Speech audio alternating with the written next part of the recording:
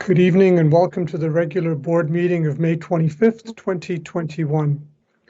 Please rise for our acknowledgement and national anthem, and please turn off your cameras while this occurs. Thank you. We would like to acknowledge that we are here today on the traditional territory of the Mississaugas of the Credit First Nation. Nous tenons à reconnaître que nous sommes sur le territoire traditionnel des Mississaugas de la Première Nation de Credit. Oh, Canada, our home and native land, true patriot love in all of us command.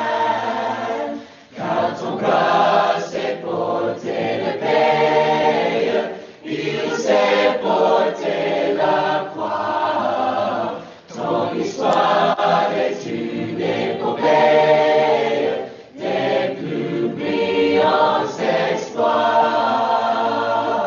God keep our land glorious and free. Oh, Canada, we stand on guard for thee. Oh, Canada, we stand on guard for thee. Thank you. Once again this evening, the trustees will be asking questions on the reports by staff. All questions by trustees can be placed in the chat, and I will facilitate asking them and identifying the trustee who has raised the question. Approval of the agenda. The agenda is approved for this evening. There are no special presentations this evening. Declaration of conflict of interest. I have no conflict of interest to declare. Item 3.1, regular board meeting of the board, April 26th, 2021. I approve the minutes of the regular meeting of the board for April 26th, 2021. There are no notices of motion or petitions this evening. And moving on to 5.1, section for recognition. The official declaration of Asian Heritage Month in May 2002 by the Canadian government serves to acknowledge the histories and contributions of all Asians, including those from East Asia, South Asia, and Southeast Asia. This month, we highlight opportunities for Canadians across the country to celebrate and reflect on the contributions of Canadians of Asian heritage towards the diversity and history of Canada. At the Peel District School Board, our commitment to the improved well-being and achievement of all students means confronting and dismantling the systemic mechanisms that enable anti-Asian hate. Our publicly stated commitments to anti-racism, anti-oppression ensure that this occurs through culturally relevant program opportunities in classrooms and in schools. This has been even more critical given the recent rise of anti-Asian hate in North America over the last year. 5.2, Jewish Heritage Month. As part of its commitment to equity and inclusion, the Peel District School Board proudly recognizes and celebrates Jewish Heritage Month during the month of May.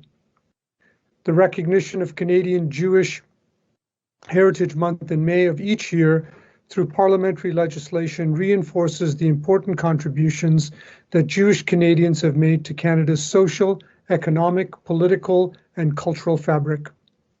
Jewish Heritage Month is an opportunity to remember, celebrate, and educate current and future generations of the meaningful and motivational roles of Jewish Canadians throughout this nation. At the Peel District School Board, our commitment to the improved well-being and achievement of all students means confronting anti-Semitism and dismantling the systemic mechanisms that enable anti-Jewish hate. With consideration to our commitment to anti-oppression, anti-racism, and equity, and our efforts to promote student and staff well-being, we believe it is important to support our students and families as they navigate racism, oppression, and marginalization through the validation of identities in curriculum experiences. Item 5.3, Crossing Guard Appreciation Day, June 8th, 2021. I would like to take this opportunity to thank all our crossing guards who are daily dedicated to the safety of all our students. During this time, your courteous smiles are missed by our young students, and we look forward to your continued good work when school is back. Item 5.4, Retirements. I would like to acknowledge all our retirees and thank them for their many years of dedicated service to the Peel District School Board. We wish you every success in your future endeavors. The following are the retirees: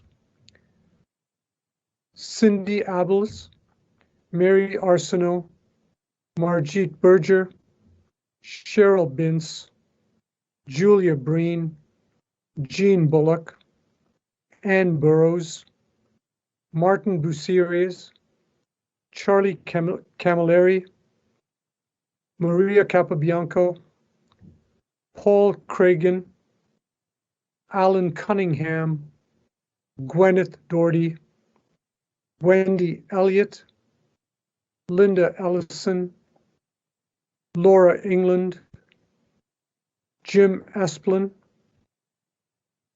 Denise Evans Fournier, Aruna Gaydeen, Gay Gamel, Emily Guthrie, Michelle Haddad, Carrie Hagerman, Arnie Hammer, Barb Hawkins, Felicia Hiscock, Nancy Howell, Nilufa Hussain, Linda Januskaish, Lori Johnson, Kanta Capper, Kiki Kralidis, Karen Creek, Heather Large, Karen McDonald, Linda McLean, Liz Marshall, John Martin, Darlene McAlpine, Patricia McIntyre, Tammy McLaren, Gwen Morris, Catherine Morrison, Shamim Murji, Miranda Murphy, Tony Persard, Scott Pitblado, Catherine Rakosi, Shet Ramphal, Savitri Ratnam, Catherine Roscoe, Fatima Sapaterio, John Sapaterio, Barbara Sheen, Roberto Silva, Winsome Solomon, Gail Thomas, Helena Talika Wirgsigrok, Sergina Upal, Albert Vitols, Ann Watt, Randy Williams, and Alex Wilson. Thanks to all of you for your many years of dedicated service.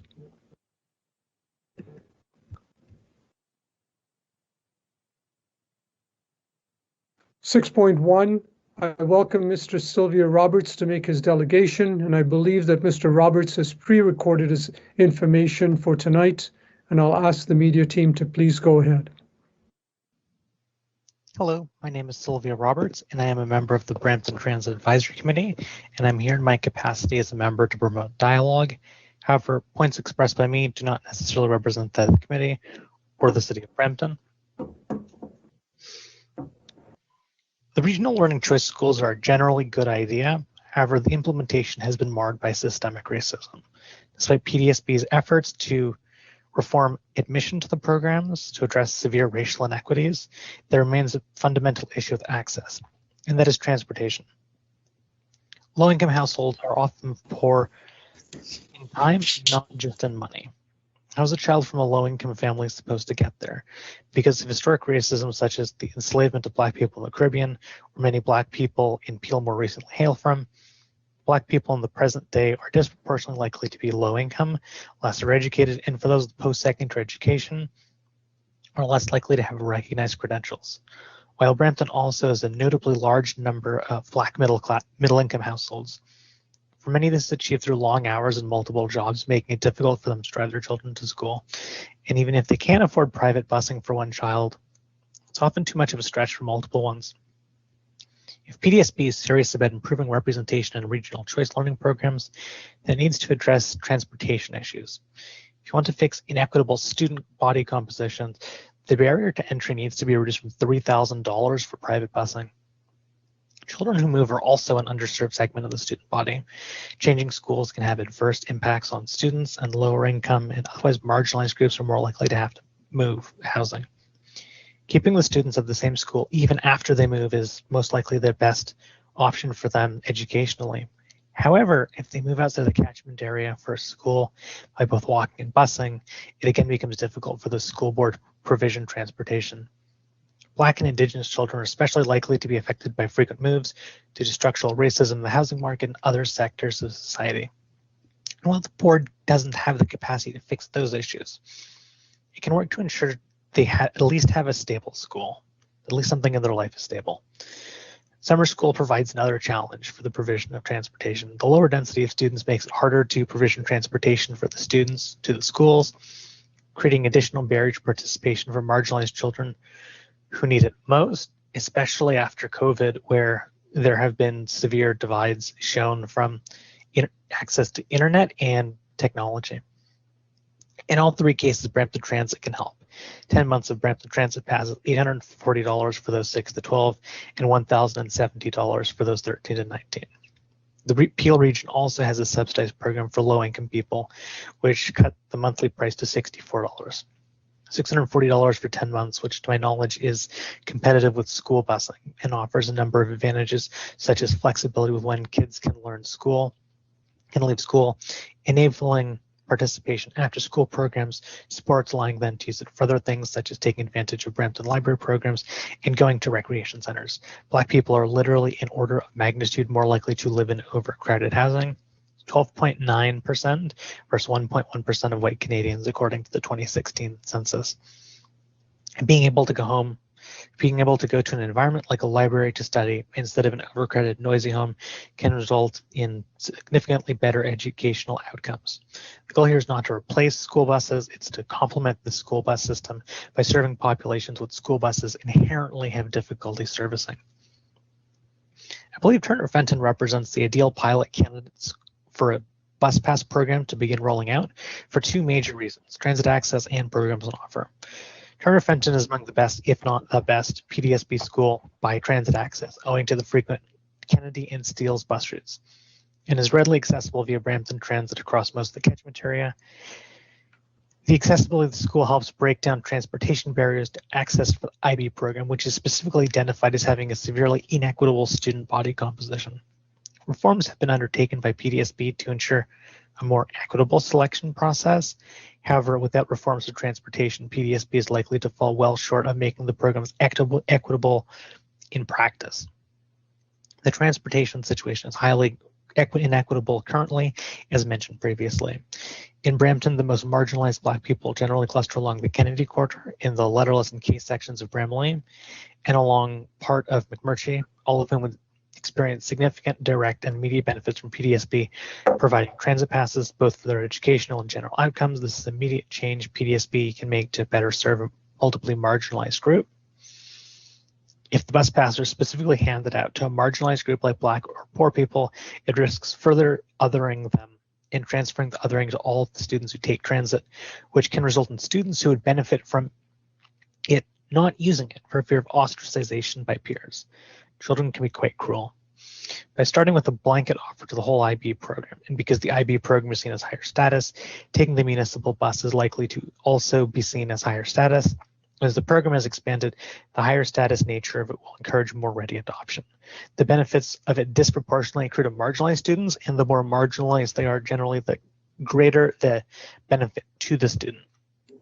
The cost to provide 10 months of Brampton Transit passes for high school students, for 170 high school students, and which is the size of the entire IP program, is approximately $182,000, assuming 100% uptake. It's somewhat a rather unlikely situation. This works out to less than 1.5 first-class police constables at Peel Regional Police And given the SRO, the removal of SROs, there's significant police capacity freed up. And as the region of Peel provides and administers most of the social services, they might be interested in participating in such a program. For the city of Brampton, which has explicitly claimed that it wishes to address anti-Black racism, that sum works out to approximately 75 cents for the median homeowner. And a $20 property tax increase for the median homeowner would fund 3,912 month youth passes, which would be enough to help a significant portion of the marginalized population in the city of Brampton. If you have any questions, I would be happy to respond to them and collaborate and work with Brampton Transit and other bodies to help make sure you have detailed answers. Thank you for your time.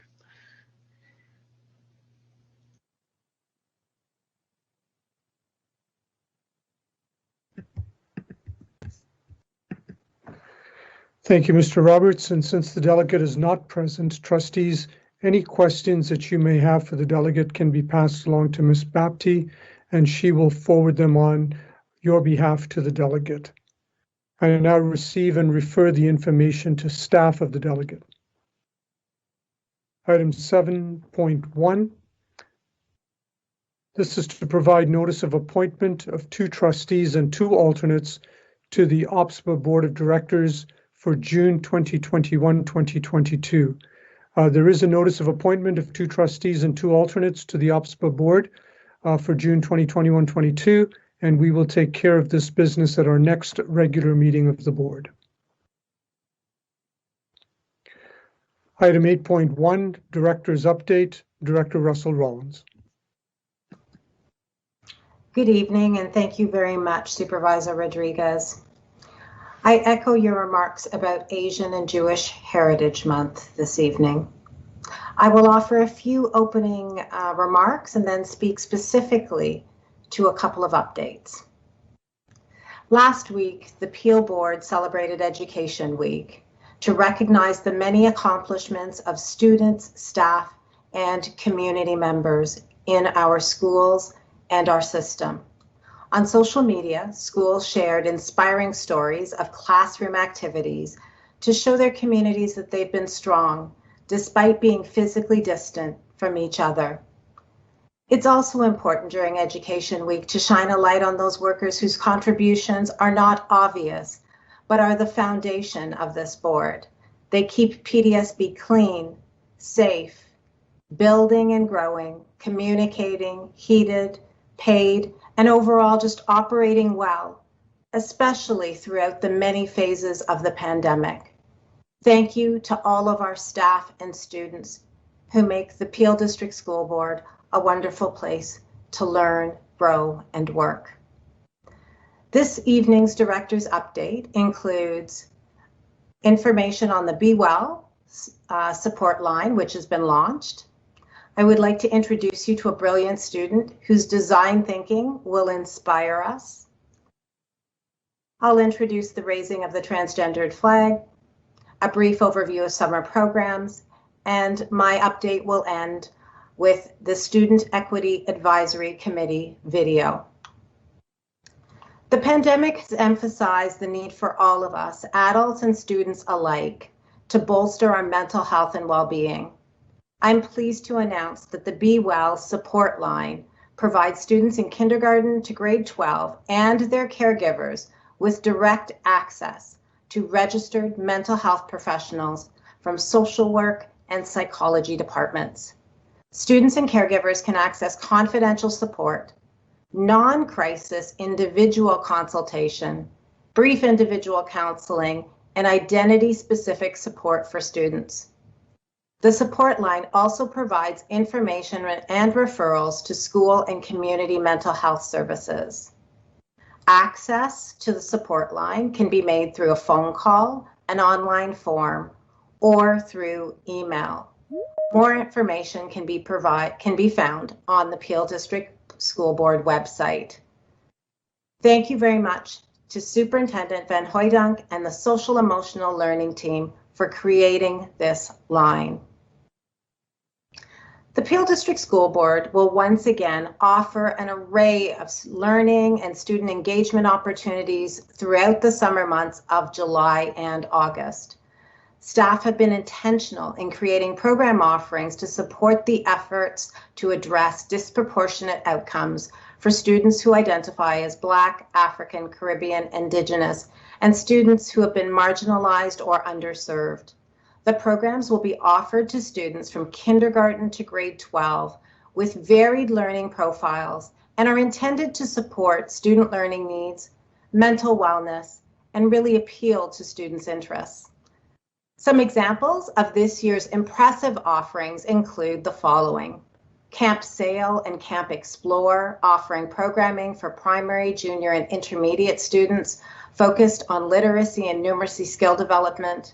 Focus on Youth, which offers students in grades 11 and 12 the opportunity to develop leadership skills and become mentors for younger students engaged in Camp Explore.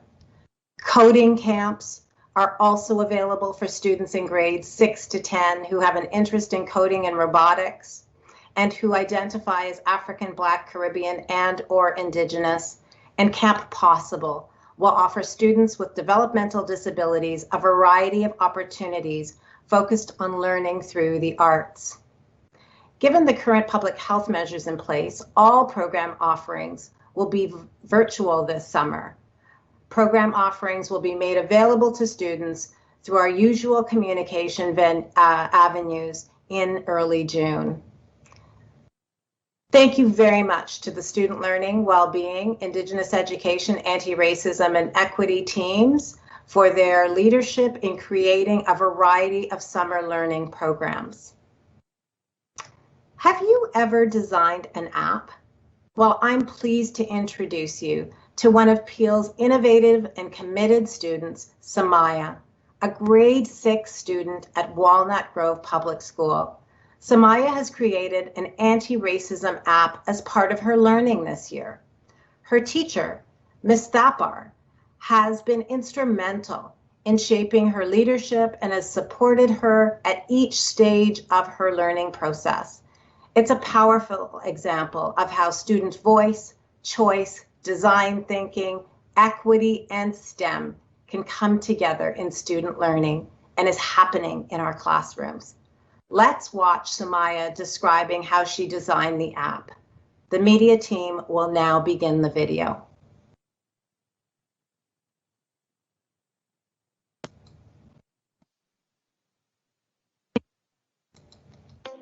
Good evening, everyone.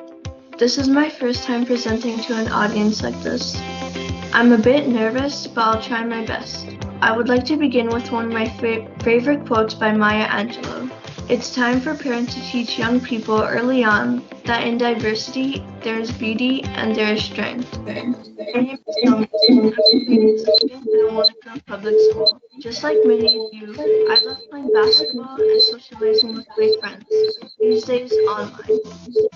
I'm no special person. I'm just a 13-year-old girl. And guess what? I created my first app on anti-racism, something that I'm proud of and really enjoy. Working on various custom activities and having the opportunity of creating an app for one of our assignments. I discovered that I'm beginning to have an interest and passion for STEM. Girls in STEM hasn't been very popular, and stereotypes can dampen girls' interest in STEM. But I strongly believe that any girl can follow her passion in this field. Indulging and learning about social justice topics like anti-racism, anti-bullying, and gender equality, just to mention a few, has sparked a curiosity in me to take an action, even if it's just a small action. I believe that if we want to see change, we have to begin somewhere. Reading articles, watching and listening to the news, and learning in the classroom about topics related to racism has inspired me to create this app on anti-racism. Honestly, you don't have to feel pressured to take action against racism, but I think that understanding racism itself is a way to be part of the solution. This is the logo for my app that I created. I thought that having two people holding a heart together would be a good way to symbolize anti-racism and equality. I used a Thinkable app platform to code my anti-racism app. and the design thinking process to help me in defining the steps needed to tackle the problem, and the UN Goals 5, 10, and 16 to understand the problem. The purpose of my app is to inform my audience about the stereotypes around racism and what action to take if someone is facing racism. I created this app for children around my age, but I think that people of any age can use my app. These are the sketches for the screens of my app.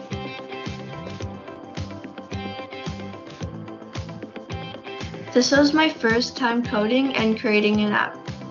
I did face some challenges when coding and designing the aesthetics of the app, but I persevered and did not give up. I had to do this. Not only was it an assignment, but I had challenged myself that I will try my best. Luckily, my first sketch for the main screen worked out well on the first go, which gave me some motivation. However, for the other screens, I had to make some changes to my design as I tested my app. For example, I had to take out the scoring system because there wasn't a code available for that. Despite the challenges, the app turned out to be a success, and I would say pretty amazing. I'm very proud of my accomplishment, and I would like to share my app with you.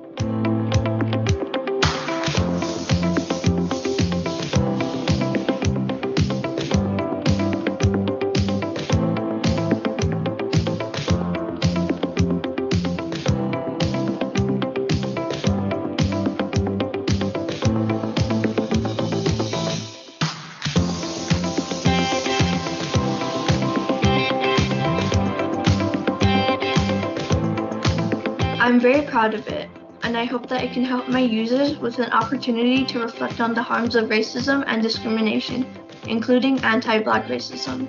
If I can do it, then you can do it. Thank you for giving me the opportunity to share my work and for being a wonderful audience.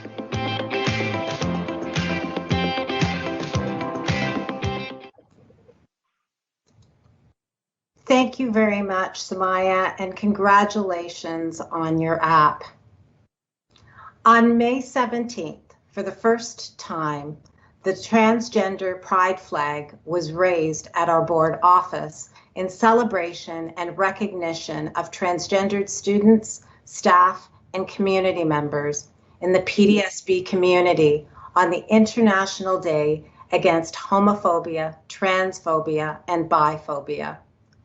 This was made possible through the hard work and advocacy of North Park Secondary School's Gay Straight Alliance, GLOW, who submitted the initial request to raise the transgender pride flag through the PDSB's Community Flag Raising Initiative.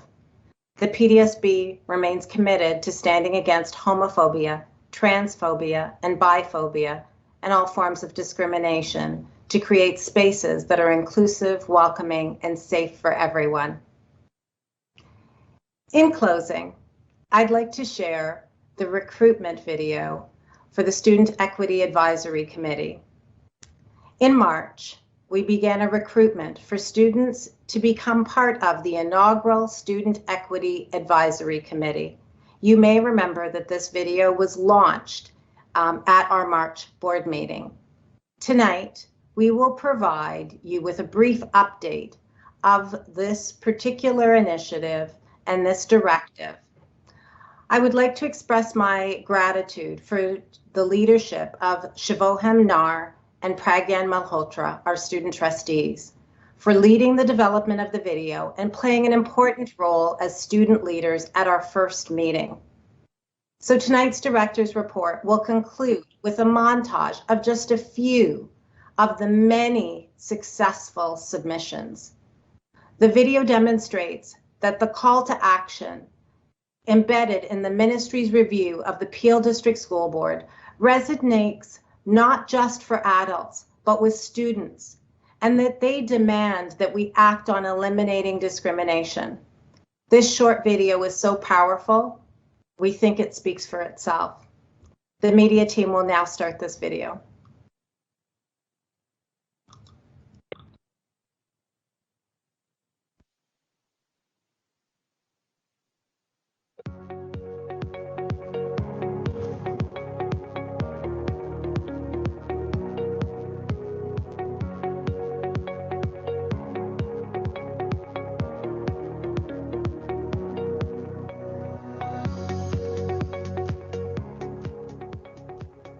One thing that I wish can be more incorporated into our education system is the discussions about microaggressions. I've been seeing a repetitive pattern during our discussions about racism or discrimination at school. To me, equity means giving others the means that they need to be able to succeed in whatever career path or life path they decide to go through. For example, when Black students are more encouraged to enroll in sports instead of focusing on academics, I believe that is only one of the issues that needs to be correctly addressed in order to change that when it comes to bias based on teachers and other educators. I despise the fact that Black students on the board have to deal with unfair punishment from teachers and lies being fed to them about their potential in education from their guidance counselors. I hate that these students are being surveilled and policed by the same adults put in charge of their comfort and safety. And I want to see an end to the guidance counselors and teachers trying to convince Black students especially to pursue the minimum the education system has to offer. Any shirt that did not have a crew neck neckline was prohibited to be worn during gym class, as well as any shirts that showed our collarbones due to it verbatim being distracting for predominantly male students. This is one of the several examples of sexism that are happening throughout Peel, where mostly underage female students continue to be sexualized, which actively contributes to the trope of women needing to cover up instead of men learning to respect them and their body. Most people are comfortable with that. They're saying, I'm not racist, I have Black friends or I have brown friends, but it's not enough to be not racist. You have to be anti-racist, actively taking a stand against what's going on in the world, using your voice, yielding the floor, using your privilege. I believe we are the change in the future, no matter your sexual orientation, race, or age.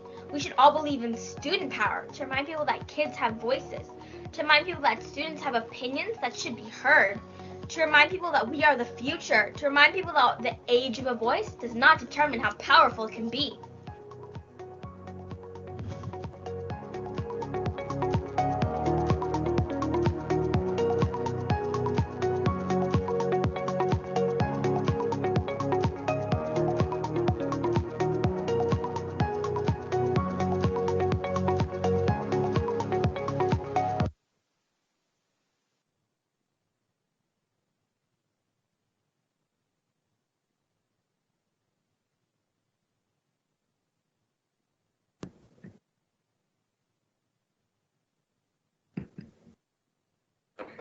Thank you, Director Russell Rollins.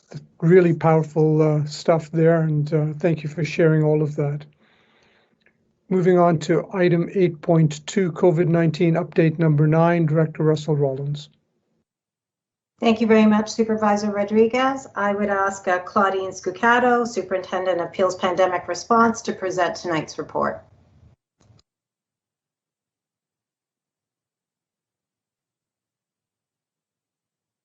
Good evening, everyone. Thank you so much for having me here today. We did share the report through writing today. Director Russell Rollins, would you like me to go through and read the report today? Thank you. Just a brief overview of highlights. Okay, thank you. So in our report today, we shared our continuing and ongoing commitment to asymptomatic testing in our board. To date, we've had several testing centers throughout the Peel District School Board in partnership with the Ministry of Education, and those have been well attended in helping to ensure the safety of our community. Furthermore, for vaccinations, we have been successful in issuing vaccination eligibility letters to all Peel District School Board staff, and are hopeful that they have had the access to the vaccination clinics that they are entitled to and deserve if they choose to do so. As well, we have done an amazing job as a group through the support of Darren Benahoyt's department in helping to understand and support both our staff, students, and community around the mental health supports that we are providing here in Peel. And getting ready for reopening in September of 2021, our central team in partnership with many departments throughout the board and educators are going to look at our operating procedures to make sure that we are ready and able to open safely all of our schools in September. Happy to take any questions. Thank you, Superintendent Staccato, and thanks for the update again. Thanks for all of your work and your team's work in in going through this with us each meeting, and truly appreciated the work that went into both the testing and the vaccination sites as well. So no real further questions here. Thanks and have a great evening. Thank you.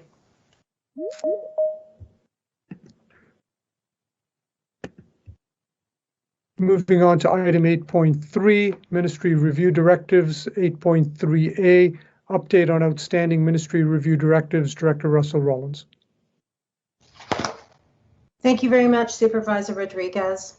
The report before you this evening outlines revised timelines for 4 specific directives. Firstly, the equity audit has been delayed by the various pivots to remote learning. And recently, the Ministry of Education announced upcoming initiatives that should inform Peel's equity audit process. We look forward to providing an update as soon as we've received the information from the ministry and the audit team has finished their work. Secondly, directives 14, 18, and 22 are reliant on the incredibly important Equity Accountability Report Card. The report card will primarily align to the key areas identified in the Ministry of Education's review. Subsequent updates will be provided to address specific aspects of student mental health, well-being, and achievement. The proposed timelines for these 3 directives are listed in Appendix A. I would be happy to take any questions that you have. Thank you, Director Russell Rollins. I do not have any questions about the change in the timelines. Fully appreciate what you've just suggested to us. And so I am in receipt of the update to the items outstanding in the Ministry Review Directives. 8.3B, directives pertaining to governance and Board of Trustees progress report number 3, Director Russell Rollins. Thank you, Supervisor Rodriguez. I would ask Giselle Basanta, General Counsel, who has responsibility for both legal and governance services, to present tonight's report. Thank you, Director Russell Rollins. Good evening, Supervisor Rodriguez and everybody on the call. The purpose of this report is to provide update number 3 on directives 1 to 8 and 13, the directive pertaining to governance and Board of Trustees. So we don't, lose sight of where these things are. They're very important to the board and a big part of the ministry directives. So what we have outstanding is Directive 5, Directive 7, and Directive 8, and I've provided a brief update on Directive 6. So in particular, with regard to Directive 5, there will be a draft of the new Trustee Code of Conduct and Complaint Protocol circulated to trustees for their comments shortly within the next week and a half or so in preparation for having the new bylaws passed at the June meeting. And we look forward to seeing that document. And also we're working on the resource section of the governance directives, specifically the delegations protocol and parliamentary procedure chart. That document is drafted and will also be circulated. And other sections of the governance directives. And this will come forward with the bylaws to be approved pursuant to the governance advisor Laurie Barnes's December 8th, 2020 report. In terms of the trustee portal, we're working with communications in order to increase the utility, making it more friendly, user-friendly for trustees, and we will be canvassing trustees for their input. And then we're on track to present the new bylaws to the board for approval in June, at the June meeting. I'm looking forward to hiring the new governance officer in the summer and have that person get onboarded at that time. Directive 6 is implemented There's one portion that's outstanding, which is the last piece of the annual learning plan on the trustee code of conduct and complaint protocol and statutory responsibilities and obligations. Those two things will be in one session, but we are waiting for the draft trustee code of conduct and complaint protocol draft. So that is the update on 6. With regard to Directive 7, the governance staff team has worked with the research department to prepare a trustee diversity self-ID survey. It's quite short, and we'll be surveying trustees, and that information will be kept confidential with the director, who is also the secretary of the board. And with regard to Directive 8, that is underway and is managed by the board supervisor. So that is the extent of the update, the progress report today. I think the piece of work that is outstanding is with regard to Directive 5, and we will continue to work on Directive 5. I anticipate if there is a update number 4, it will be specifically with regard to Directive 5. Thank you, General Counsel Basanta. Thank you, Director Russell Rollins. Thank you for the clarity in terms of how we're moving through these particular directives, and look forward to the work between now and the next board meeting that the trustees will be involved with, and certainly look forward to the next board meeting where most of this will in fact be approved. Thank you. I'm in receipt of this report pertaining to Governance and Board of Trustees Progress Report number 3. Moving on to 8.3C, Directive 11, Student Equity Advisory Committee, update number 1, Director Russell Rollins. Thank you very much, Supervisor Rodriguez. The video this evening gave the audience a picture of the students that we will have the pleasure of working with as part of the Student Equity Advisory Committee. This is a very important committee from my perspective as a director and on behalf of the senior team for us to be able to gather ideas and to hear about students' experiences to inform our direction moving forward. I would invite Amit Mehrotra, Vice Principal, Omari Roden, Acting Principal, Raquel Walker, Principal, to provide just a brief overview of the report before you this evening. Thank you, Director Russell Rollins. We'll just give a brief summary of the report, which outlines the formation of the Student Equity Advisory Committee. So in consultation with Director Russell Rollins, Mr. Mehrotra, Mr. Roden, and myself, along with the student trustees, came up with a process to engage students from across the system, students with diverse experiences, identities, and backgrounds, being mindful to engage those who typically would not participate or get called on to participate in such student leadership opportunities. Through that process, which the video that you saw at a previous board meeting, the video campaign, through that process, we received 311 submissions from students in grades 7 through 11. We used specific criteria to identify students with a keen understanding of equity issues such as anti-Black racism, anti-Indigenous racism, anti-oppression, activism, and the importance of lived experience. From that, we invited 21 students to be part of the Student Equity Advisory Committee. And Mr. Mehrotra will give us a brief update of the first meeting. Thank you, Raquel. So we did have our inaugural meeting on May 11th, 2021. We were fortunate to have the student trustees join us, and they led us through some icebreaker activities, getting to know each other a little bit, as you've got 21 students coming from various places in the board and various age groups. We were also able to engage in an activity asking students why they wanted to join the Student Equity Committee and what their hopes and or fears were for the committee. And it also allowed students to just have an idea of why other people had joined and what their hopes were. And this whole idea will help us form the terms of reference So right now we are currently working with the research department to engage in a thought exchange in our next meeting in June to start to create the terms of reference for the Student Equity Committee. And I'll pass it over to Omari to conclude. Thanks and good evening, everyone. The work with the Student Equity Committee so far has been a great experience. It has taken many hands. So I do want to take an opportunity just to thank Director Russell Rawlings for ongoing leadership and support, the communications department, as well as the media team who have been working with us when we have deadlines to meet. And of course, I have to acknowledge Mr. Malhotra and Ms. Walker. It's been a pleasure working with them both.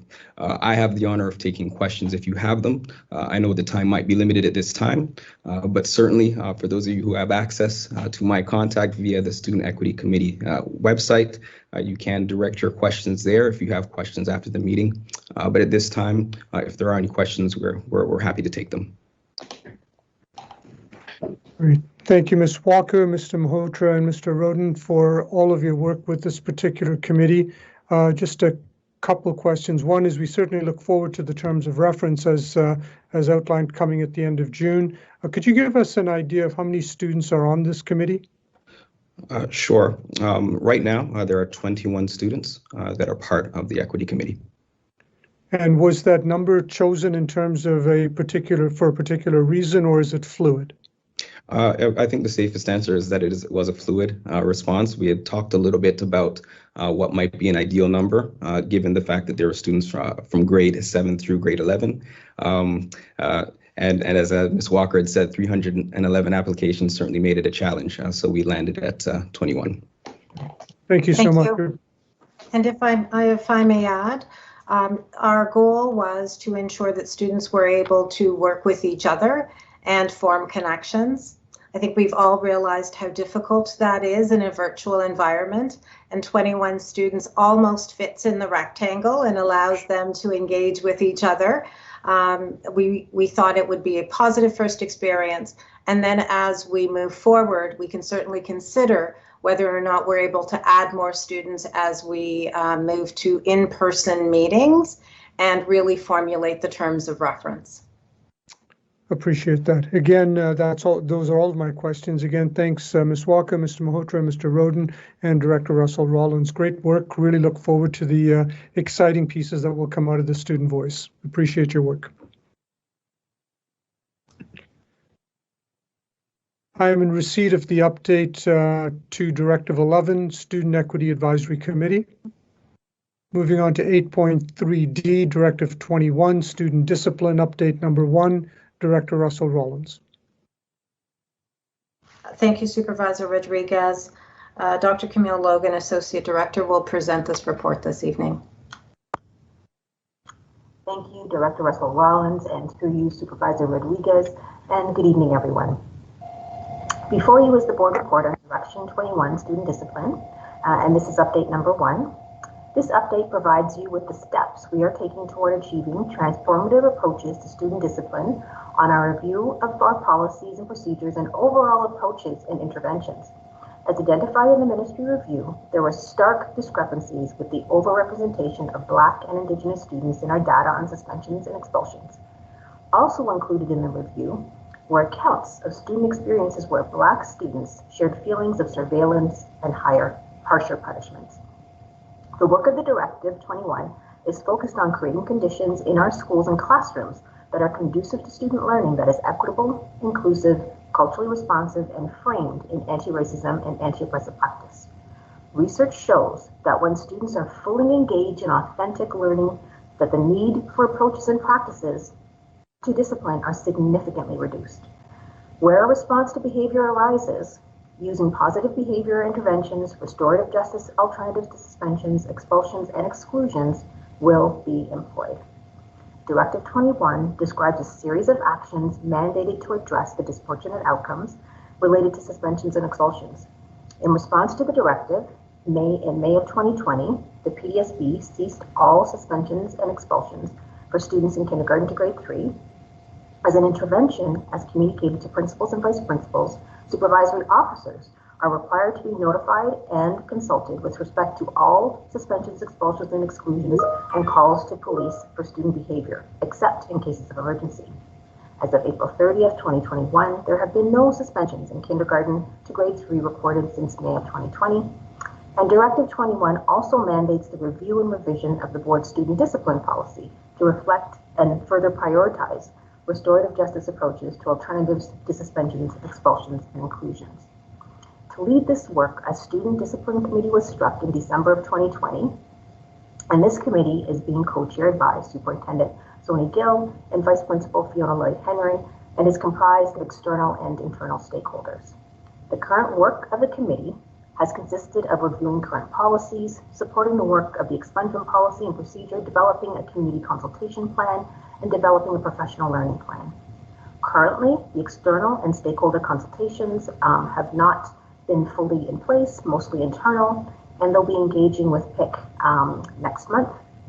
Internally, they have started other consultations as well amongst employee groups and also a staff survey. The consultation process affords the board the opportunity to share the deliverables and mandates and increase stakeholder awareness to the need for and steps taken to address PDSB's racial disparities in school disciplinary procedures. And with regards to restorative justice professional learning, a committee has been struck and is being led by Superintendent Van Hooydonk. A steering committee is comprised of a variety of staff in different roles across the system. And this steering committee is in the beginning stages of its work around professional learning and will be grounded in our commitment to equity and framed with the use of anti-oppression and anti-racism with a plan for implementation in the fall of 2021. And that concludes the synopsis of the report, and I'm happy to take any questions. Thank you, Associate Director Logan, for that report. And just a couple of questions. One, the report states that Restorative Justice Committee serves as a subgroup to the Student Discipline Steering Committee and is focused on the development of Restorative Justice Implementation Plan. Can you please help us in clarifying if these respective committee members will be identified, or are they already or have they already been identified? So in regards to the Restorative Justice Steering Committee, that is still under development and being confirmed, and they're going to be having their first fulsome meeting next month. And the Student Discipline Steering Committee? And the Student Discipline Steering Committee is also under development as well through the, the Steering Discipline Committee that has also been done. And as I indicated, that has a mix of internal staff and external stakeholders, and they are also engaging with students as well as part of their consultation process. Appreciate that. When is it anticipated that the training on procedural fairness for principals and vice principals will be completed? That is still under development, and the hope is to complete that, if not this coming year, with all of the pieces that are happening as we prepare for the upcoming school year. We may have to look at solidifying that date in the upcoming month or into the new school year. Okay, thank you. I just raised that question only in terms of when it might be started relative to the to September and the new school year, in terms of providing that support for principals and vice principals. Absolutely. Superintendents have already had that training, and that was part of the senior team learning plan. Appreciate that. Thank you again, Associate Director Logan, and thank you, Director Russell Rollins, for that report. I'm in receipt of update number 1 of Directive 21 on student discipline. Moving on to 8.4, 2021-22 grants for student needs and COVID funding. Director Russell Rollins. Supervisor Rodriguez, Associate Director Jaspal Gill will present this report. Thank you, Director Russell Rollins. And through you, Supervisor Rodriguez, wanted to provide the board an update on funding for the next school year. Most of the funding provided by the ministry to school boards comes through grants for student needs, normally referred to as GSN. Each year, in early spring, the ministry announces the GSN for the following year. As part of this announcement, ministry also outlines any grant changes that are being implemented for the next year. This year, the GSN funding for the 21-22 school year was announced on May 4th. Most of the GSN funding is based on enrollment, normally referred to as average daily enrollment or ADE. It's an average of October 31st and March 31st enrollments. If the enrollment goes up, you get more funding, and if enrollment declines, you get less funding. This current year, our board's enrollment declined by almost 2,400 students, mainly in the elementary panel. The enrollment decline was mainly due to families keeping their kids home due to pandemic and due to much lower immigration. As this was also the case with other GTA boards, the ministry realized that due to pandemic, school boards were not able to make any adjustments and decided to keep the funding at the pre-pandemic enrollment levels this current year. However, school boards were advised that going forward into the next year, the funding will be impacted by the enrollment decline, except in the case of language grant. Within the language grant is English as a second language funding or ESL funding. ESL funding is mainly based on students new to Canada. Ministry realizing that there was little to no immigration this year, again decided to keep the ESL funding component within the language grant based on 2019-20 information. To highlight some of the other changes that are being implemented for next year, the ministry will provide additional funding for salary and benefit adjustments as per collective agreements.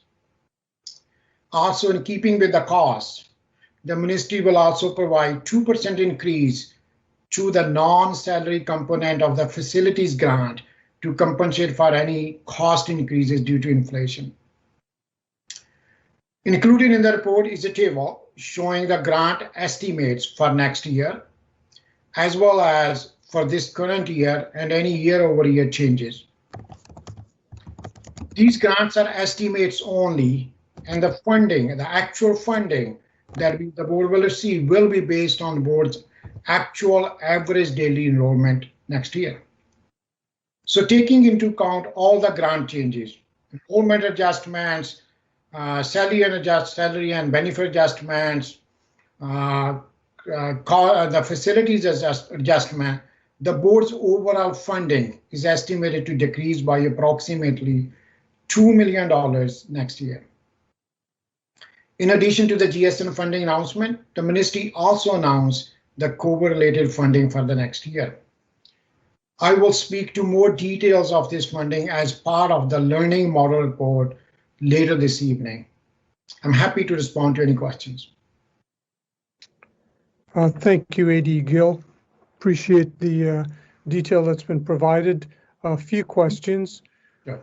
One, there is a decrease of approximately $7.5 million to the Pupil Foundation grant and a decrease of approximately 22,372 students in the ADE. That alone would amount to an average loss of about $3,162 per student.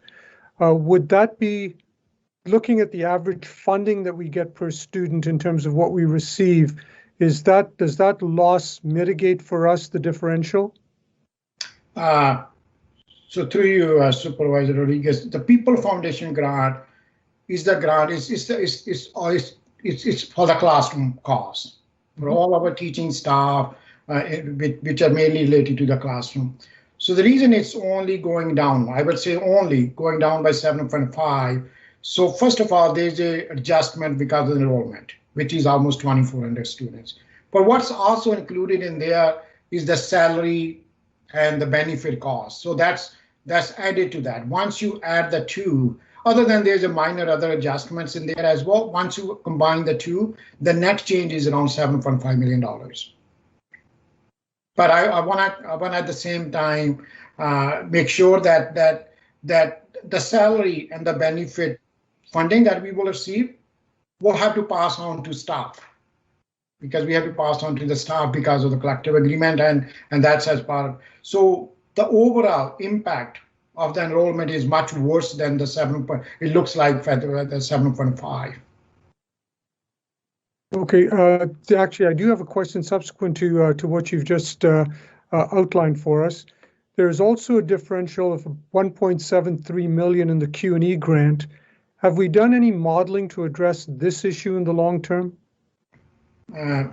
So through you, Supervisor Rodriguez, that actually is 1.7 is in fact is mostly due to enrollment decline in there, because of enrollment is decline. So because of that, the difference between the QE, what we pay, and what the benchmark from the ministry is that's the main reason of 1.7 in decline is the difference between that. And so our benchmark is a little bit higher than the ministry, the Q&E. So because of that, what happened with enrollment decline.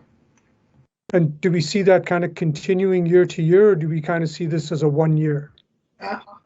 I would see. I'm hoping that once the pandemic is over, that our enrollment will there will be a growth to our enrollment, and that QE grant will adjust itself. But otherwise, we definitely are always benchmarking and looking into it. And sometimes the way the difference is depending upon the teachers you have with the qualifications and education as compared to ministry benchmark, there is always a small gap. It's not sometimes exactly 100% fully funded, but we will continue to monitor that. But I'm hoping that with enrollment growth, that this will disappear. And what risks do we need to mitigate relative to the decrease of the 830,489 in the foundation grant and 754,853 in the special education grant? So through you, Supervisor Rodriguez, both of them are, first of all, they are both related to enrollment. So because of the enrollment decline, the school foundation grant is mainly for the school administration. It's the principals, vice principals, office staff. So clearly, because of the enrollment decline, we will be receiving less number of, especially the BPs, because we do get the principal for each school, as well as the office staff, and we every year based on the ministry funding, we always adjust our benchmark. So we will be adjusting our benchmark to reflect the changes from the ministry. Thank you. I've got one question on the COVID, but I will hold that when you're doing your presentation on the models for learning piece. So I'm in receipt of the report on the 2021-2022 grants for student needs and COVID funding. Not seeing any further questions. I also just need to back up for a second. Director Russell Rollins, if you could please excuse me. The trustees did have a couple of questions on earlier reports, and my computer has just kind of brought them to my attention. So I want to just back up and ask the questions to ensure that the trustees have their voice as well. The first one is from Trustee Kathy McDonald. In keeping with the theme of equity, on May 12th, 2021, Honorable Elizabeth Dodswell signed the Royal Assent officially proclaiming Bill 104, Tamil Genocide Education Week. Will the PDSB do the same and declare May 12th to 18th Tamil Genocide Education Week? Director Russell Rollins.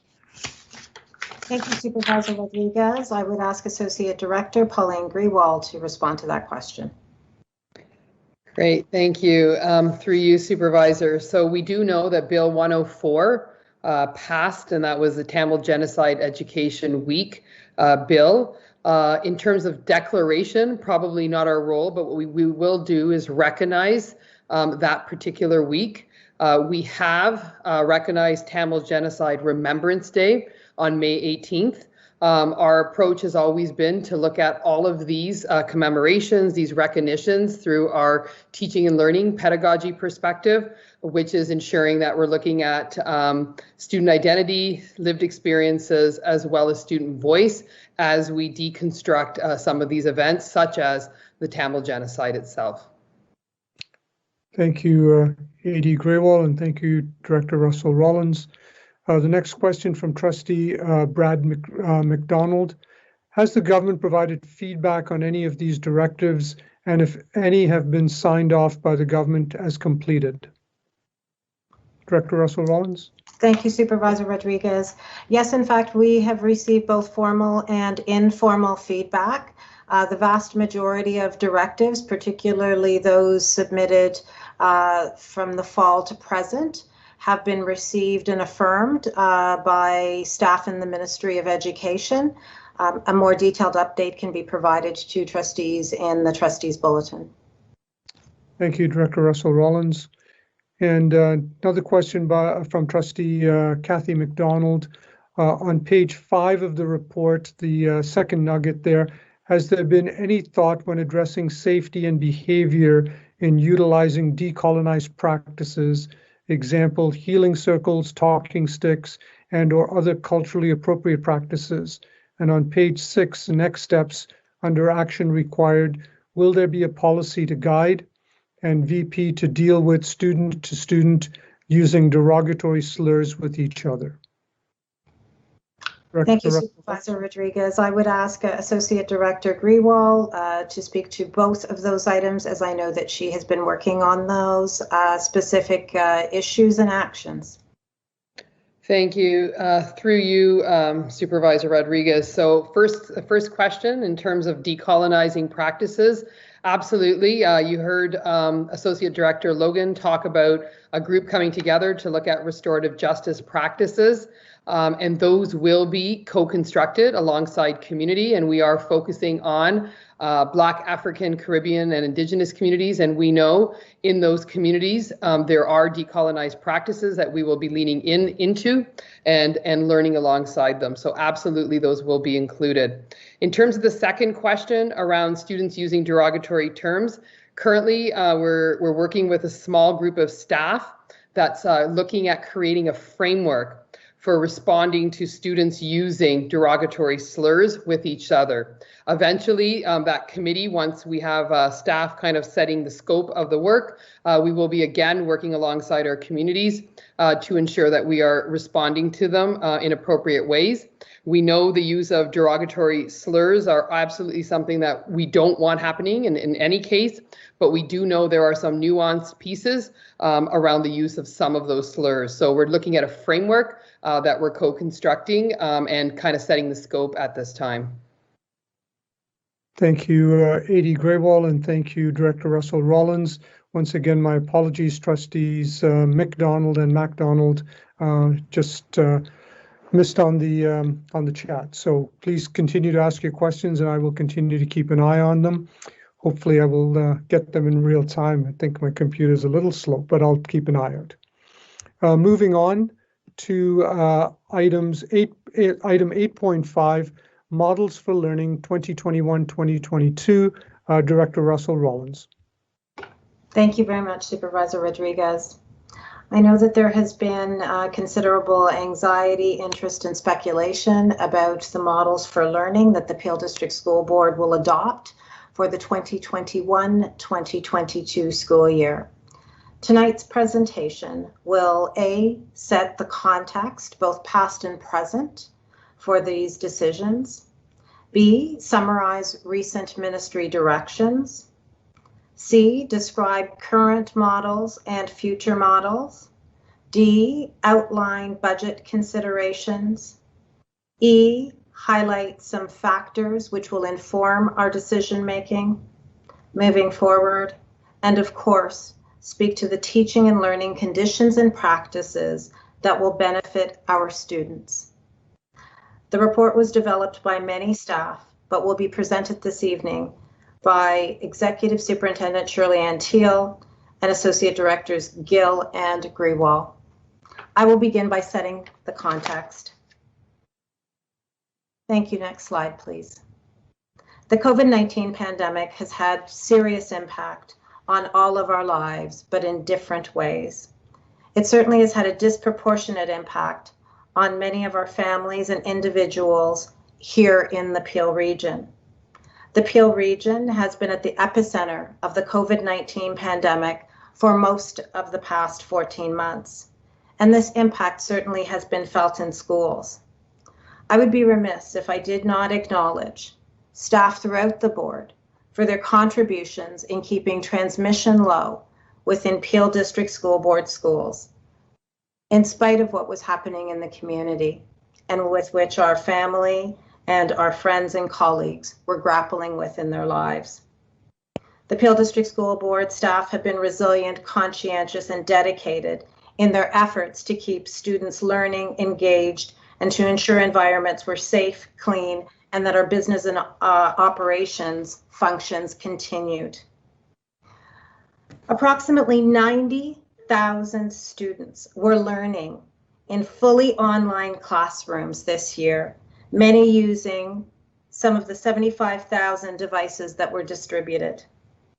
The fact that over half of PDSB students were online provided us with options for models and made certain aspects of our models this year possible. For example, we were able to provide flexibility to families, and I'd like to acknowledge the principals who worked with individual families to not only change learning models at the formal times, but sometimes when that needed to happen in between those formal switches, they were accommodated. Grant funds were used as specified, and I know that Associate Director Gill will speak specifically to how grant funding was used and will be used, but it was also used where possible and within the grant funding provided to reduce class sizes for in-person learning, especially in hotspots where we were able to determine it based on current data, and to fund additional teachers and caretakers. I would also like to acknowledge on behalf of the team that the health pandemic has in fact identified further inequities that need to be addressed, many of which you are familiar. Technology is but one. Thank you. Next slide, please. Recently, we received direction from the Ministry of Education to assist in planning for the upcoming school year. This slide, I think, provides an overview of some of the specifications provided by the Ministry of Education for both elementary and secondary learning. At the elementary level, students would be cohorted with their classrooms and homeroom teachers, but that specialty teachers would be allowed to provide a range of programming for students, and that students would be able to be congregated in smaller groups, dependent on the advice from Peel Public Health. At the secondary level, the ministry has asked us to plan to have all students attend full-time and in-person learning, that we should adopt a timetable that emphasizes cohorting of students as much as possible, and that will assist with contact tracing should we need to provide that information to Peel Public Health. And to limit our schedules to 2 in-person classes with 300 minutes of face-to-face time. The Ministry of Education has also notified boards that they will provide additional health and safety measures sometime in the summer of 2021. So overall, there are a number of factors that go into our decision-making with regards to the models for next year. The first, you would expect that we are interested and have heard feedback from a variety of different sources on what constitutes an effective model to support student learning, well-being, and equity. That is at the forefront of our minds. We must be compliant with the Ministry of Education and Peel Public Health's directions and our collective agreements. We believe that we should have a model that's adaptable and can adjust to any future changes in our health context. Of course, we will be compliant with the health and safety protocols put into place. We must also be responsive to parent and student choice. The ministry has asked us to give families a choice between virtual and in-person learning, although we are all, I think, optimistic and hopeful that all of our students and staff will be able to return to in-person learning and working under safe conditions in the fall of 2021. We are concerned about equity of access and outcome. We will operate within our funding capabilities, and those are just a few of the factors that have gone into the decision-making that you will hear a little bit more about this evening, and that we have communicated to families and staff over the last week. Thank you. Next slide, please. And I would ask Associate Director Gill to speak to this slide.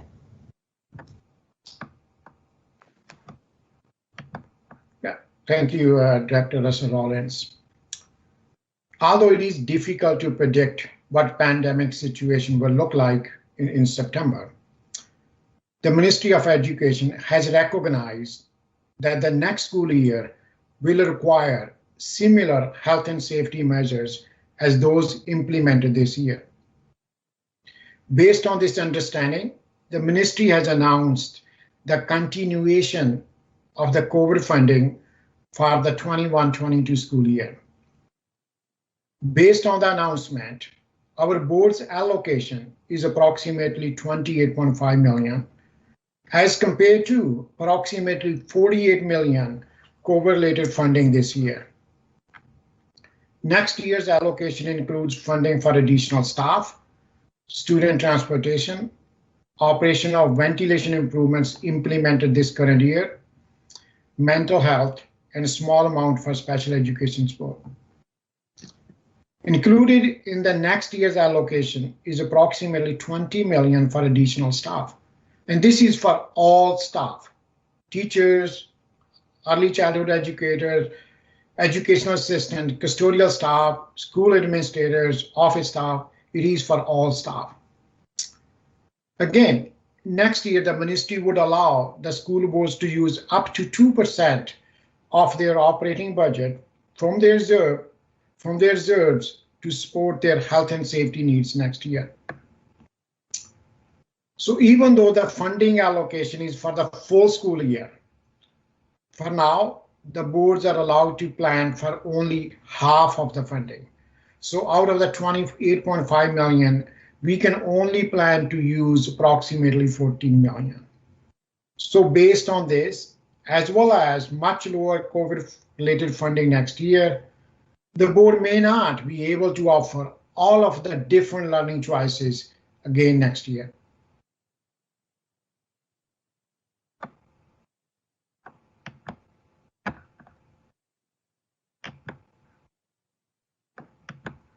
Thank you, AD Gill. I'd like to now highlight, if you'll move the slide, please, what we had in place this current school year. As Director Russell-Rollins said, with additional funding from the ministry, the Peel District School Board was able to maintain smaller class sizes for our in-person learning classes.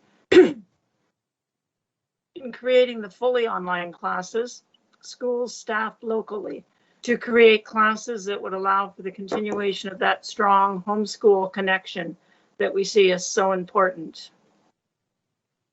Where there were insufficient numbers of students in any one school to form a class, we clustered them together with classes within a superintendency. And we still tried to maintain some version of the homeschool connection, although that was more challenging. And at times, students would have teachers that weren't part of their own home school. Our numbers in the fully online classes allowed for the continuation of the French immersion programs. However, specialty programs such as our middle school IB programs could not be offered online. As we looked at other school boards, we found that to be the case in their boards as well. And in some cases, school boards were unable to even offer French immersion online. They could not guarantee it with the numbers that they had. This year, as Director Russell-Rollins said, we were as responsive to the changing landscape as we could be and to the changing needs of parents and students, and offered 3 formal reorganization days and often changed students between models throughout the year.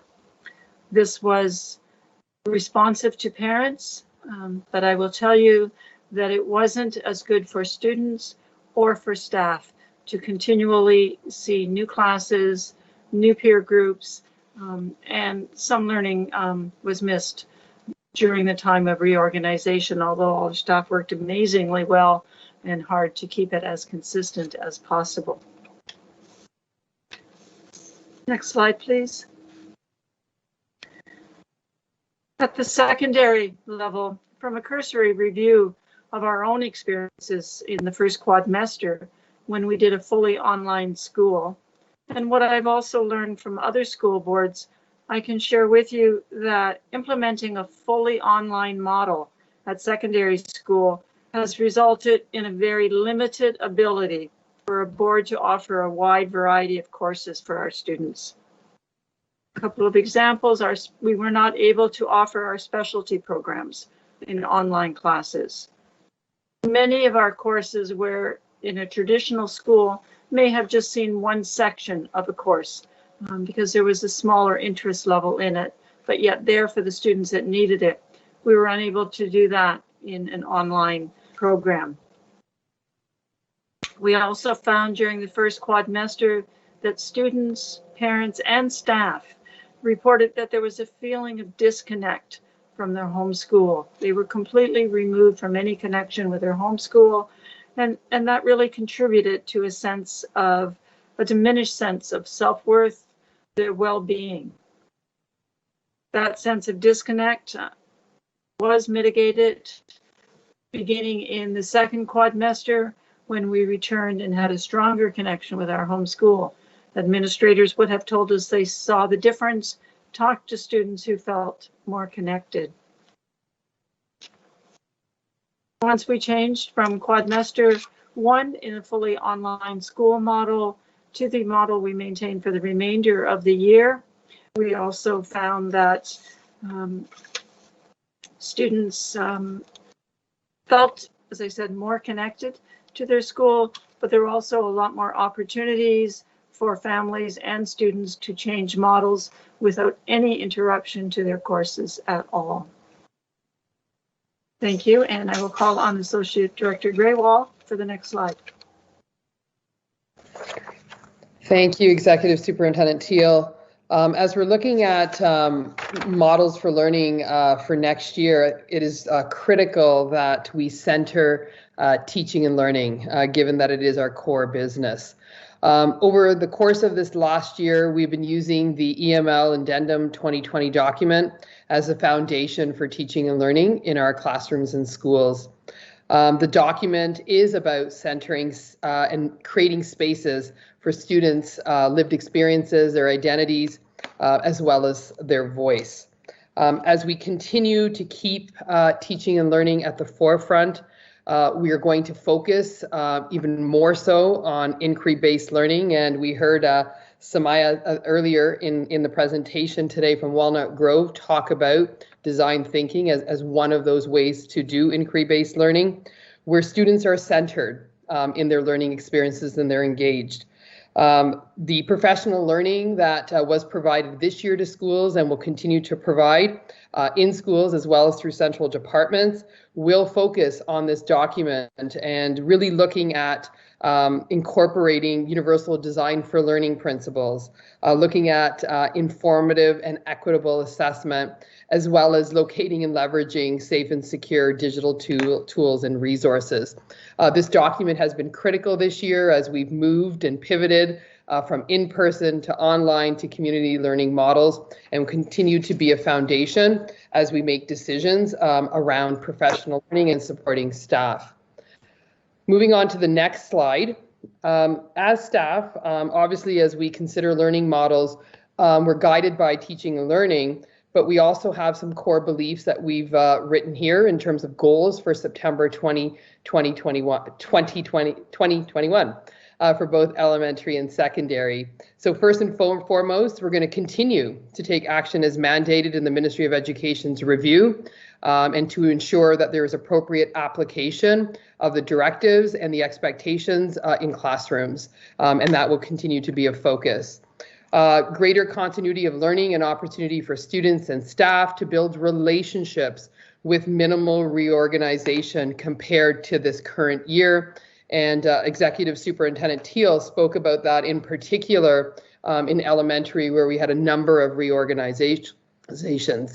We're looking at a full semester program in semester 2 for secondary, if directed as safe by Peel Public Health and or the Ministry of Education. And if it's sooner, obviously we'll have to consider that as well. And finally, the importance, restoration of relationships and building of community with up-to-date health and safety protocols in place that we're expecting more guidance from the ministry around this summer. Moving on to the next slide, in terms of the elementary learning model that has been communicated to families. Students and families will choose from one of the following 2 options, and both options are listed there. The fully in-person learning will be at the students' home school. This option will have students learning in person with their peers and educators. Families who select this option will be able to request a change at the end of term 1, unless there is a different directive that comes from Peel Public Health and or the Ministry of Education. The second option is fully online learning. Students learning online may be linked to their home school, and that's always our hope, or they may have to be grouped based on grade with other students who may not be at their home school. Families who select this option will only be able to request a change at the end of term 1, similar to those who are learning fully in person. And again, unless there's a change in direction that comes from Peel Public Health and or the Ministry of Education. Moving on to the next slide around the secondary learning model. In terms of secondary, we have not yet landed on a final learning model. However, what we have listed on this slide are a number of considerations that we're looking at. And some of these were considerations that Director Russell Rollins also spoke about, our ministry guidelines. So for example, 300 minutes of face-to-face learning for students is guidance provided by the ministry, as well as students having a minimum of 2 courses daily.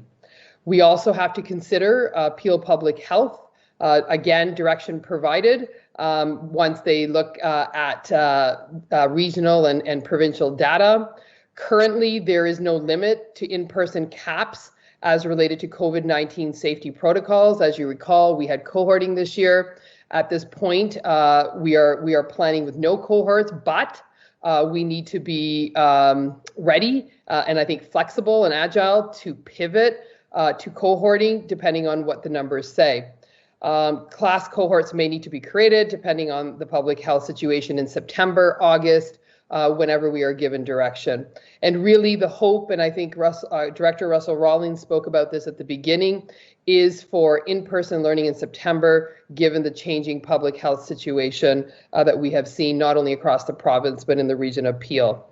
And finally, just before I end off on the secondary learning model, the learning preference data will drive our decision-making for courses in the fall. And we want to be able to provide a wide array of course selection for students that engages them, but also provides the necessary pathways and options for students to look at post-secondary, various post-secondary options that they may have.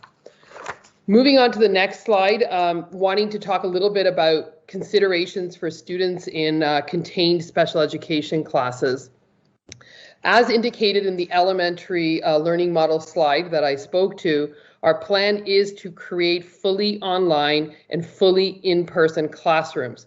However, we also need to consider the factors that are listed on this slide as we make decisions. So for example, IPRC decisions, so students who are identified and placed in particular classes. We know there are class-sized restrictions based on Ministry of Education specifications for classes. We also need to look at student learner profiles and staff qualifications. So those factors will also be considered, along with the learning preference surveys that we will be engaging in at the end of in August, and making some decisions at the end of August in terms of how these classes will be organized or reorganized as needed based on the data. And I'm going to turn it to the next slide and over to Director Russell Rollins. Thank you very much. We have benefited from working very closely with Peel Public Health this year in developing and implementing health and safety protocols to ensure that our staff and students are as safe as possible in our schools. We also are obviously guided by the Ministry of Education in their directions, both in terms of health and safety as well as student learning. And we will continue to work very closely with them throughout the summer and as we prepare for the upcoming school year. I'm sure that everyone has heard about the development in offering voluntary vaccinations for people aged 12 years or older in Peel Region. We hope that this is one component of a safe return to in-person learning for both students and for staff.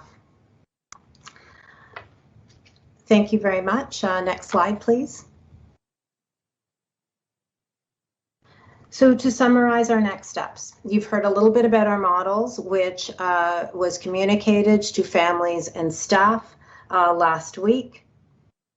We will use survey data collected from parents in July or early August, which will indicate the number of students at each school who wish to learn in person and those that are opting for online learning for the first term. We know from listening to families that it is too early right now to send a survey out to them to indicate their preference for a learning model for September. Families, like many of us, are watching the health data and also taking into consideration their work situation before actually making a final choice. That survey data will be very important to schools and to our system. It is our expectation, as outlined by Associate Director Greywall, that schools will use this survey data to organize at the elementary level for either in-person learning, and it is our sincere hope that we're going to be able to see all of our students back in our schools in September safely. And also to be able to accommodate those families who wish for their children to learn online in kindergarten to grade 8. And schools will use that survey data to organize in-person classes and fully online classes. At the secondary level, we have not yet determined a model for the reasons outlined by Associate Director Greywall. We will also, of course, as we receive direction from Peel Public Health and/or the Ministry of Education in the summer, we will adjust our models accordingly. It is our commitment to keep families, staff, and students updated as we make decisions and as we receive further information. Our goal is to ensure that we have a system of online learning, in-person learning, that provides the best education and engagement for all of our students based on their identity, lived experiences, and their learning needs. Thank you very much, Supervisor Rodriguez. The team is prepared to answer any questions that you may have. Thank you, AD Gill, Superintendent Teal, AD Greywall, and Director Russell Rollins, for the great detail that this has provided in terms of models for learning. Clarity that the first preference is for all students to be back face-to-face in September. That's our hope, and appreciate the detail and the thought that that has gone into dealing with all of the many multiple situations that may arise in September as well. Just for clarity purposes, we've heard about this hybrid model. could you just address the fact that the hybrid is not going to be considered in terms of certainly in terms of elementary, and then secondary, and perhaps with students with special needs? Thank you very much, Supervisor Rodriguez. As we've stated in our presentation this evening and communicated out to the Peel District School Board community, our elementary schools will use their survey data to organize into fully online classes where required by parents and in-person classes. It is our hope, as you have said, that the vast majority of students will return to learning in person. We have not made a decision with regards to which model will meet the ministry criteria and be implemented for the fall. We need survey data to be able to inform that decision. It is our goal to choose a model that allows our students the greatest options in their learning. And I think that families, students, and staff would understand the importance of that. I will ask Associate Director Grewal to speak specifically to students with special education needs.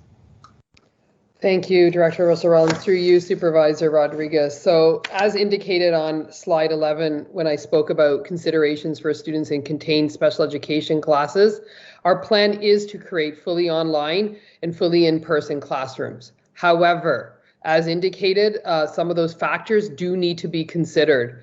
As an example, some of the classes, the class types that we have a class cap of 6.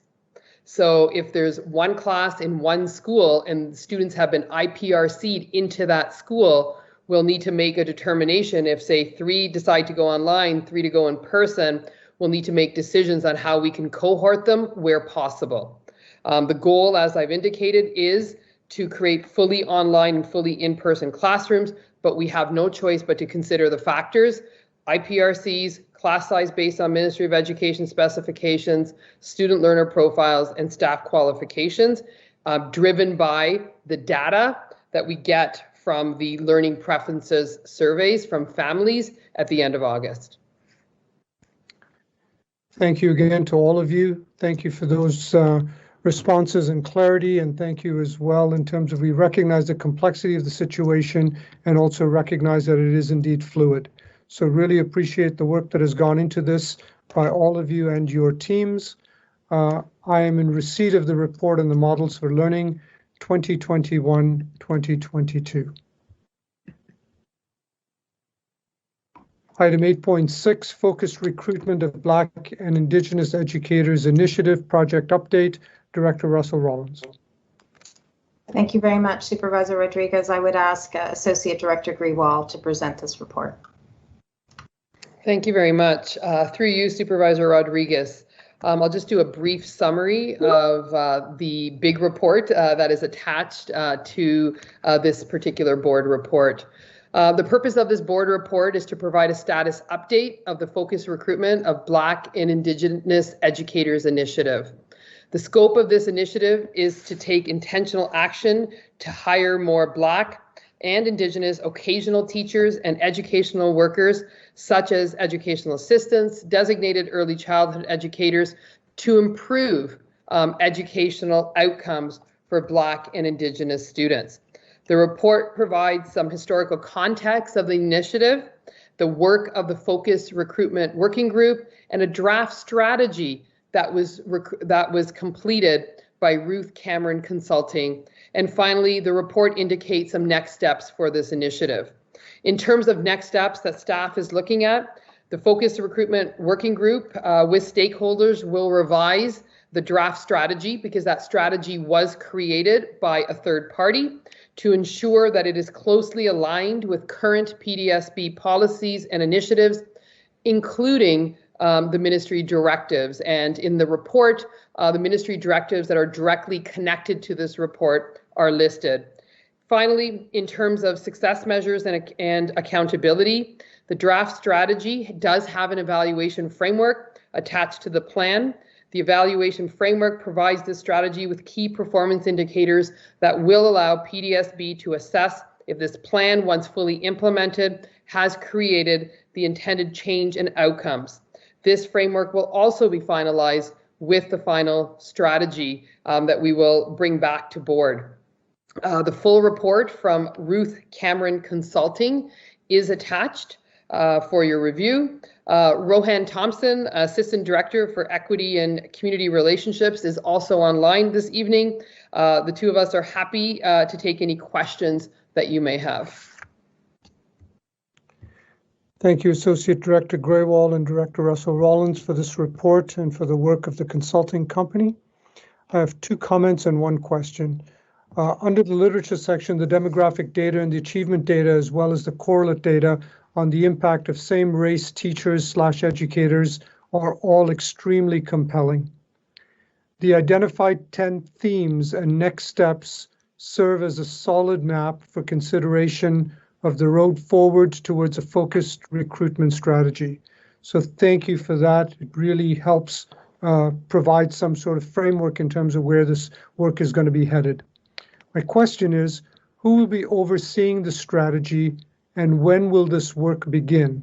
I recognize that you've identified a report coming forward to the board in September 2021 for approval. Thank you very much, Supervisor Rodriguez. This work will be shared between Associate Director Greywall and Associate Director Gill, who's responsible for human resources, and overseen by myself as the director. Thank you. And there will be a report coming forward in September 2021 for approval. Thank you. I would ask Associate Director Greywall to speak to the timelines. That would be correct, Supervisor Rodriguez. Okay. Thank you for all of that, and seeing no further questions, I don't have any. I'm in receipt of the project update report on focused recruitment of Black and Indigenous Educators Initiative. Thank you to all that have been part of that report, including Director Rohan Thompson. Moving on to number 9, items for receipt. I will deal with all of them together, and I'm in receipt of items 9.1, 9.2 A and B, and 9.3 A and B. Thank you for all of those details as well. I don't believe that there's any further business for tonight. And thanks for all of you for joining us this evening. Have a pleasant evening. There is no further business and the meeting is adjourned.